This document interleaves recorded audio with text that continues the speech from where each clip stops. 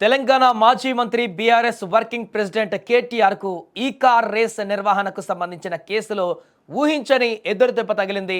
ఈ కేసుకు సంబంధించిన విచారణకు గవర్నర్ నుంచి జిష్ణుదేవ్ వర్మ గ్రీన్ సిగ్నల్ లభించింది. ఈ కేసులో ఇప్పటికే పలుమార్లు కేటీఆర్ ఏసీబీ విచారణను కూడా ఎదుర్కొన్నారు, విచారణకు కూడా హాజరయ్యారు.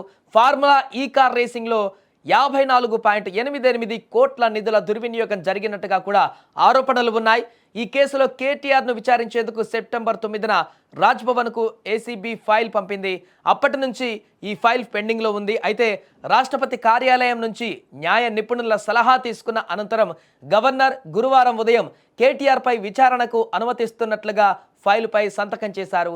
ఈ కేసులో A1గా మాజీ మంత్రి కేటీఆర్, A2గా అప్పటి municipal administration and urban development special chief secretary Arvind Kumar ఉన్నారు.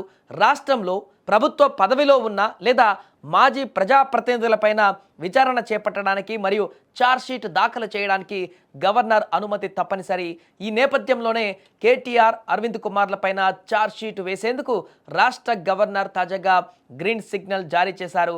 ఈ అనుమతితో ఈ కార్ రేస్ నిర్వహణలో జరిగినట్లు ఆరోపించబడుతున్నటువంటి అక్రమాలు, ప్రభుత్వ నిధుల దుర్వినియోగం పైన న్యాయపరమైనటువంటి విచారణ మార్గం సుగమం అయినట్లుగా తెలుస్తుంది. ఈ విషయం పైన త్వరలోనే ఛార్జ్షీట్ కూడా దాఖలు చేసేటువంటి అవకాశం కూడా కనిపిస్తుంది. ఇప్పటికే విచారణ కూడా వేగవంతంగా కొనసాగిస్తున్నాయి దర్యాప్తు బృందాలు. ఇటీవలే ఫార్ములా ఈ కార్ రేస్ కేసు పైన సీఎం రేవంత్ రెడ్డి సంచలన ఆరోపణలు కూడా చేసిన సంగతి తెలిసిందే. ఫార్ములా ఈ కార్ రేసును అడ్డం పెట్టుకుని బీఆర్ఎస్ పార్టీ 50,000 ఎలక్టోరల్ బాండ్స్ ద్వారా పొందిందని కూడా రేవంత్ రెడ్డి ఆరోపించారు. ఇందుకు సంబంధించి విచారణ చేపట్టేందుకు అవినీతి నిరోధక చట్టం ప్రకారం 17A కింద గవర్నర్ అనుమతి తీసుకున్నామని తెలిపారు. అనంతరం ఏసీబీ పూర్తి ఆధారాలతో నివేదిక తయారు చేసి ప్రభుత్వానికి పంపిందని, దానిపై ప్రభుత్వం గవర్నర్ అనుమతి కోసం లేఖ రాసిందని చెప్పారు. తాము అరెస్టు చేయాలని అనుకున్నప్పటికీ 3 నెలల నుంచి గవర్నర్ అనుమతి ఇవ్వడం లేదని, దాంతో అది అక్కడే నిలిచిపోయిందని సీఎం రేవంత్ రెడ్డి ఇటీవలే కీలక వ్యాఖ్యలు చేసిన సంగతి తెలిసిందే.